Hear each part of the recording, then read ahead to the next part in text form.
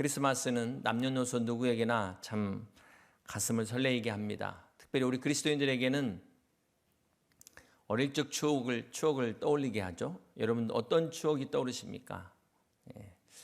요즘 이런 추억들이 다 사라져가고 있어서 너무나 안타까운 것 같습니다. 성탄절 때 잊을 수 없는 이 추억 중에 하나가 바로 새벽송이 아닌가 하는데요. 이 새벽송의 원조가 오늘 본문에서 시작이 되는 것을 알 수 있습니다. 우리 누가복음 2장 13절 말씀을 함께 봅니다. 호련히 수많은 천군이 그 천사와 함께 하나님을 찬송하여 이르되, 첫 번째 크리스마스 때 하늘의 천사들이 아기 예수님의 탄생을 알리는 새벽송을 불렀습니다. 이것이 새벽송의 원조인데요.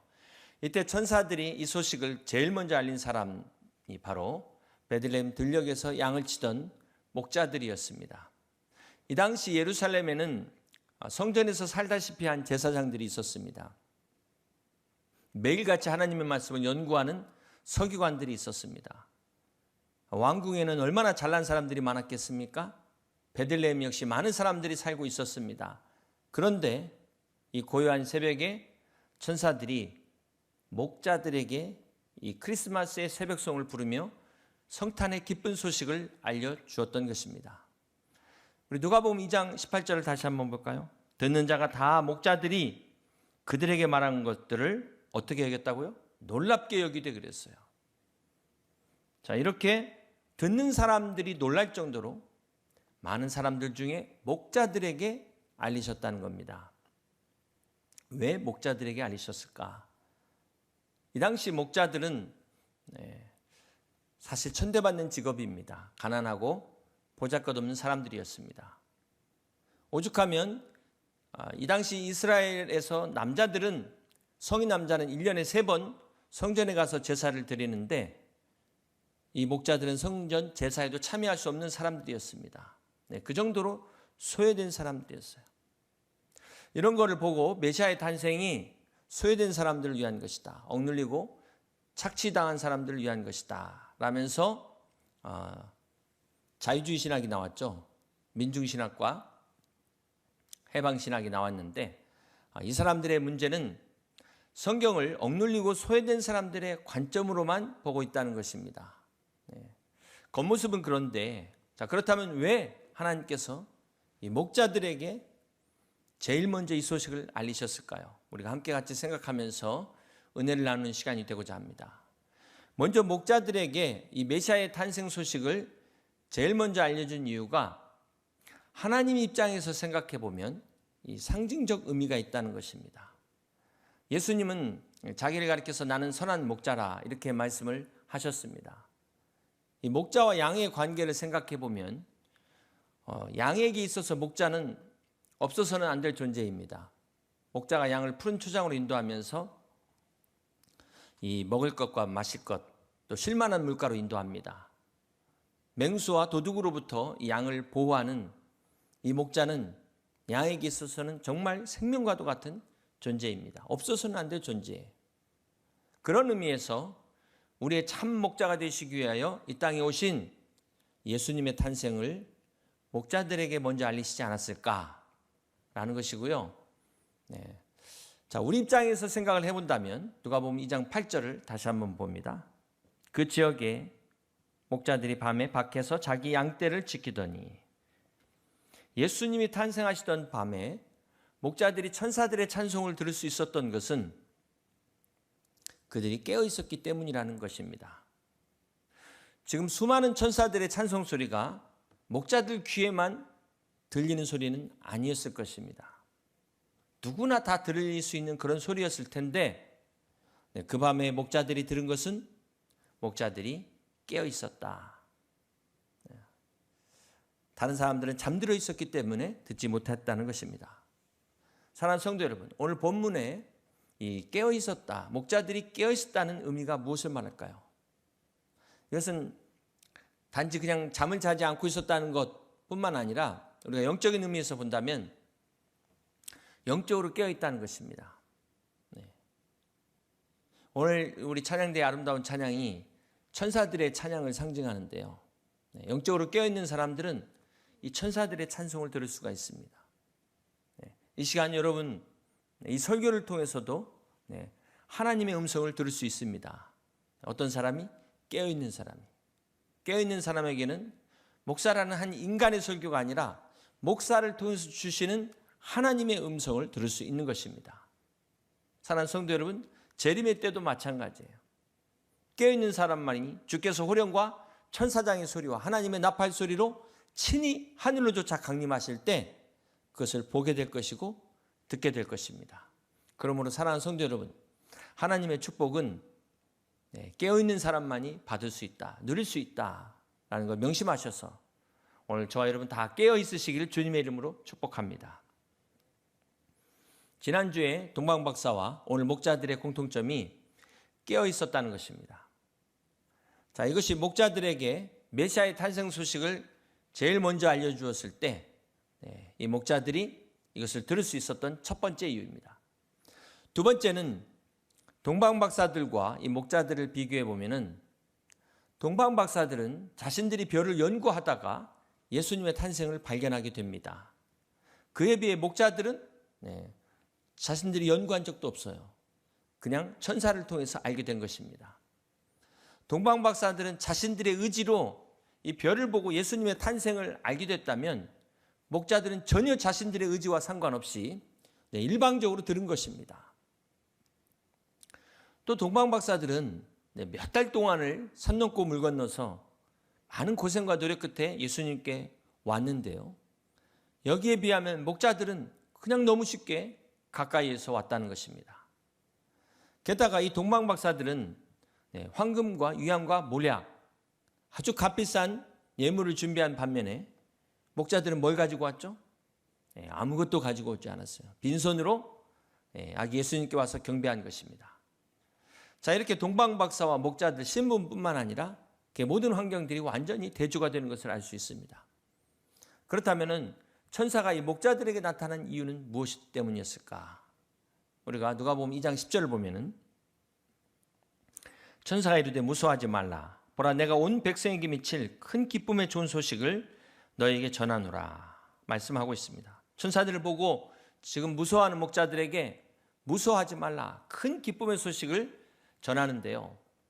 자, 그러면서 이 천사들의 구체적인 찬양의 내용을 한번 살펴보면 우리 14절을 같이 한번 봅니다.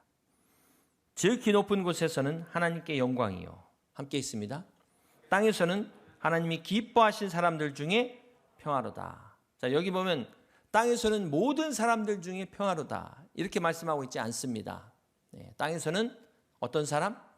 하나님이 기뻐하신 사람들 중에 평화로다 이렇게 말씀하고 있습니다. 이것은 다시 말해서 목자들이 하나님이 기뻐하시는 사람들을 대표하고 있다라는 것을 알 수가 있습니다. 그 증거로 누가복음 2장 12절에 보면은 너희가 가서 강보에 쌓여 구유에 누워있는 아기를 보리니 함께 있습니다. 이것이 너희에게 표적이니라. 그렇습니다. 목자들에게는 이것이 뭐예요? 아기 예수님. 예수님 자체가 표적이라는 것입니다. 사랑하는 성도 여러분, 이 시간에도 많은 사람들이 표적을 원합니다. 기적을 구하고 있어요. 그러나 진정한 기적은 하나님이신 예수님이 이 땅에 오신 이 성탄절이 바로 진정한 기적이라는 것입니다.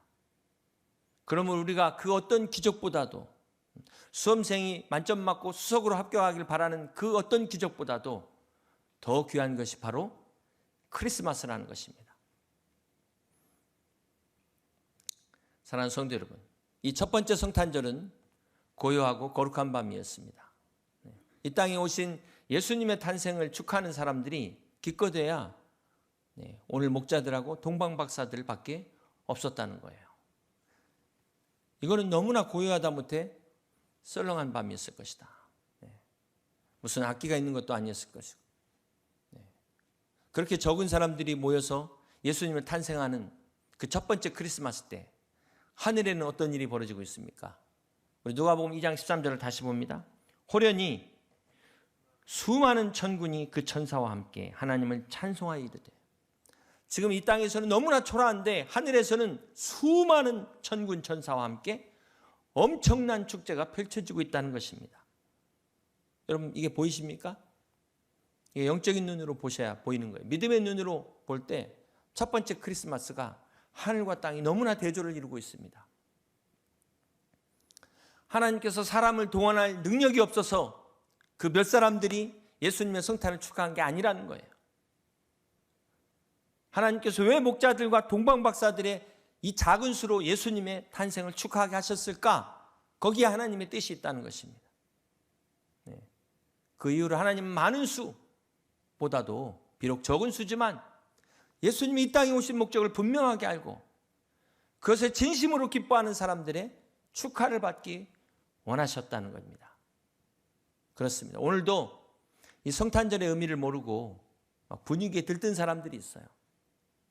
올해는 이 코로나19 때문에 좀 덜하겠지만 성탄의 의미도 모르면서 그냥 남들이 들뜨니까 자기도 들떠가지고 이 성탄절을 묻어서 보내는 사람들, 그런 사람들보다 우리 하나님은 이 성탄의 진정한 의미를 깨닫고 주님을 기뻐하는 사람들의 예배를 받기 원하신다는 것입니다.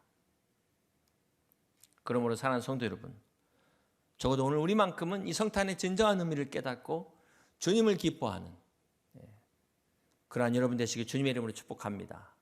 그러기 위해서 주님이 왜 이 땅에 오셨는지 우리가 그 이유를 분명히 알아야 되는 것입니다. 하나님께서 2000년 전 이 첫 번째 크리스마스를 위해서 목자들에게 제일 먼저 탄생의 소식을 알려준 두 번째 이유가 누구보다도 이 목자들이 예수님의 탄생을 기다린 사람들이었다는 것입니다. 그리고 누구보다도 예수님의 탄생을 정말 마음으로 기뻐했다는 것입니다. 우리 주님께서는 동방박사들의 황금과 유향과 몰약을 예물로 받으셨지만 이 목자들에게는 정말 그 기뻐하는 마음을 예물로 받으셨다는 거예요. 그렇습니다. 오늘 우리가 하나님 앞에 드리는 예물이 황금이나 보화와 같은 돈으로만, 물질로만 드리는 것이 아니라 우리의 마음, 주님을 향하는 그 기뻐하는 마음, 이것이 그 어떤 것보다도 귀한 예물이 될 수 있다는 것이 오늘 목자들을 통해서 우리에게 주시는 교훈입니다. 오늘 우리는 이것을 통해서 신앙에도 두 가지 유형이 있어요. 동방박사형과 목자형이 있습니다. 동방박사형은 물질로 봉사하는 스타일입니다. 뭔가 가진 사람들이 드리는 봉사라면 이 목자는 가진 게 없어요. 그래서 마음을 드리고 내 몸을 드리는 겁니다. 그러므로 사랑하는 성도 여러분, 우리가 황금 같은 보물 없어도 괜찮습니다. 성탄절 헌금 못 드린다고 염려하지 마세요. 주님은 여러분의 마음을 받으세요. 여러분, 내가 가진 게 없어도 나를 위해서 이 땅에 오신 그 예수님을 너무나 기뻐하는 마음으로 목자들처럼 예배를 드린다면 주님이 정말 기뻐 받으시는 예배가 될 것입니다.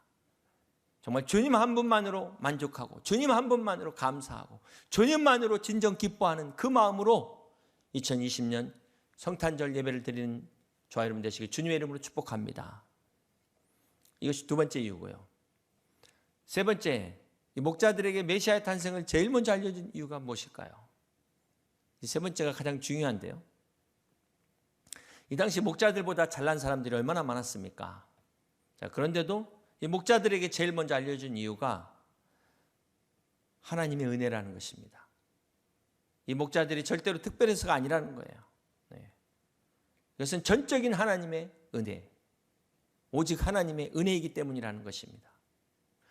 오늘 본문에 목자들이 예수님을 찾아왔고 또 지난주에 동방박사들이 찾아왔지만 사실 우리 주님이 우리에게 먼저 찾아오신 거예요. 하늘의 보좌를 버리시고 이 낮고 낮은 땅에 주님이 찾아오셨기에 목자들도 찾아갈 수 있었던 것이고 오늘 우리도 주님 앞에 이렇게 나와 예배할 수 있는 것입니다. 오늘 우리가 이렇게 성탄 주일 예배를 드릴 수 있다는 것이 하나님의 은혜라는 거예요. 사랑하는 성도 여러분, 오늘 우리가 받은 구원도 마찬가지입니다. 우리가 그 많은 사람들 가운데 이렇게 구원받고 하나님 자녀가 될 수 있는 이유, 그게 무엇 때문입니까? 결코 내가 잘나서도 아니고 내 믿음이 좋아서도 아니고 빽이 좋아서도 아니고 하나님의 은혜라는 것밖에는 설명할 방법이 없어요. 그렇습니다. 요즘 우리가 경건 말씀 역대하를 나누고 있습니다. 오늘 36장으로 역대하가 끝이 나는데요. 그동안 우리가 유다 왕들의 계보를 쭉 봤잖아요. 이게 바로 그리스도의 탄생으로 이어지는 계보입니다. 마태복음 1장 1절을 보시면 아브라함과 다윗의 자손 예수 그리스도의 계보라. 자, 이렇게 마태복음 1장이 예수님의 족보로 시작되는 것을 알 수 있습니다. 자, 이 예수님의 족보가 유다 왕들의 계보를 통해서 이어지는데요. 이 유다 왕들의 이 계보를 통해서 우리가 그동안 봤지만 선한 왕보다 악한 왕들이 훨씬 많습니다. 그래서 결국은 시드기야 왕 때 BC 586년에 바벨론에 의해서 남유다가 멸망을 당합니다. 이것이 오늘 경건 말씀의 내용인데, 그럼에도 불구하고 마지막에 하나님께서는 이스라엘 백성이 회복을 약속하고 계세요. 이것이 은혜라는 것입니다. 사랑하는 성도 여러분, 이 악한 왕들을 봐서는 이게 끊어져도 벌써 끊어져야 될 계보예요. 그런데 이것이 이어져 가고 있잖아요. 하나님께서 요시야를 통해서 유다 왕들의 계보를 이어가게 하신 것, 이것은 바로 그리스도의 계보를 이어가는 것이고, 이것이야말로 바로 은혜의 계보라는 것을 말씀하고 있는 것입니다. 그렇습니다. 죄로 인해 우리가 지금 죽을 수밖에 없는, 하나님과 끊어져 주님의 계보에 도무지 들어갈 수 없는 우리가 이렇게 하나님의 자녀 돼서 이렇게 함께 할 수 있다는 것이 하나님의 은혜라는 사실입니다. 오늘 저와 여러분 이 하나님의 은혜에 감사하시면서 오늘 여러분의 가정이 믿음의 가정으로 이 기쁜 성탄절을 맞이할 수 있는 저와 여러분 되시길 주님의 이름으로 축복합니다. 오늘 본문에 이 천사들의 찬양의 내용을 들여다보면 우리 14절을 같이 한번 볼까요? 지극히 높은 곳에서는 하나님께 영광이요, 땅에서는 하나님이 기뻐하신 사람들 중에 평화로다. 우리가 성탄절 때마다 듣는 참 유명한 말씀입니다. 예수님이 이 땅에 오신 목적이 하나님께는 영광이지만 오늘 우리들에게는 평화라는 거예요. 평화. 이 평화를 위해서 주님이 오셨다고 말씀하고 있습니다. 자, 이 말씀을 하신 이 당시는 로마가 팍스 로마나 해서 이 로마의 황제인 아우구스투스가 지중해 연안까지를 다 평정해가지고 로마의 평화를 구가하던 시대였어요. 이 팍스 로마나 시대, 이전에 보지 못했던 이 평화를 누리고 있는 이 시대, 주님이 평화를 말씀하고 있다는 것입니다. 이것이 무엇을 의미할까요? 여러분, 로마의 평화, 로마가 가져다 준 팍스 로마나는 엄청난 피해 대가로 얻어진 평화입니다. 이 로마 군대의 힘으로 얻은 평화예요. 이런 평화는 진정한 평화가 아니라는 것입니다. 이것은 로마가 망할 때 함께 같이 망했어요. 함께 같이 무너져버린 평화입니다. 그러나 오늘 이 시간 지금 본문에 주님이 말씀하고 있는 평화는 팍스 크리스티, 그리스도의 평화를 말씀하고 있어요. 주님이 주시는 평화라는 것입니다. 세상은 알 수도 없는, 세상은 줄 수 없는 주님의 평화를 말씀하고 있습니다. 예수 그리스도를 통하여 주시는 평화, 이것이 바로 진정한 평화라는 것입니다. 하나님의 은혜를 입은 자들에게 주는 평화, 오늘 주님이 이 평화를 말씀하고 있습니다. 사랑하는 성도 여러분, 이번 성탄절 여러분 우리 주님과 함께 이 평화를 누리시기를 주님의 이름으로 축복합니다. 비록 코로나로 인해서 세상이 너무나 불안하고 힘들어도 빼앗길 수 없는, 빼앗을 수 없는 이 평화, 이 평안이 여러분 가정 위에 여러분에게 함께 넘치시기를, 그리하여 은혜가 풍성한 이 성탄절을 맞이하시기를 주님의 이름으로 축복합니다. 마지막으로 우리가 이 목자들을 통해서 생각해 볼 수 있는 것은 누가복음 2장 20절 말씀 함께 읽습니다. 목자들은 자기들에게 이르던 바와 같이 듣고 본 그 모든 것으로 인하여 함께 읽습니다. 하나님께 영광을 돌리고 찬송하며 돌아가니라. 여러분, 목자들이 하나님께 영광을 돌렸다. 한번 생각해 보세요. 우리가 하나님 영광 돌린다는 말을 좀 자주 쓰기 때문에 당연히 그럴 것이다 생각하지만, 지금 이 목자들이 어떤 사람이라고 이야기했습니까? 혹시 그림에서 이렇게 목자들이 큰 지팡이 들고 있는 그 그림을 생각하십니까? 이 목자가 참 멋있다 생각하면 이게 이해가 안 되는 거예요. 말씀드린 것처럼 이 목자들은 남들은 다 성전 제사 드리는 것조차 참여하지 못하는 사람들입니다. 이 당시 목자라는 직업이 남에게 고용됐어요. 그래서 항상 떠돌아다니면서 밤낮으로 이 양을 지키는 고달픈 직업입니다. 힘든 직업이에요. 이들이 하나님에게 영광을 돌린다? 이게 참 쉬운 말이 아니라는 거예요. 어쩌면 이들은 자기 신세 한탄하지 않으면 다행인 사람들이에요. 그런데 그들이 구유에 누이신 아기 예수님을 보고 하나님께 영광을 돌리고 찬송했다는 것입니다. 이게 기적이라는 거예요. 이 목자들에게는 예수님이 표적인 것처럼 그 예수님 앞에 영광을 돌린 이 삶 자체가 기적과 같은 삶이라는 것입니다. 이 어렵고 힘든 목자들에게는 예수님을 만나기 전에는 생각조차, 아니 상상조차 하지 못했던 기적과 같은 축복이라는 것입니다. 그렇습니다. 사랑하는 성도 여러분, 진정한 기적은 죄로 인해 영원히 죽을 수밖에 없는 우리들이 예수님의 탄생을 기뻐하면서 하나님 앞에 영광 돌리는 삶, 이게 기적이라는 거예요. 이것보다 더 귀한 기적이 어디 있겠습니까? 사랑하는 성도 여러분, 오늘 본문의 목자들은 다시 양을 치러 돌아갔다 그랬어요.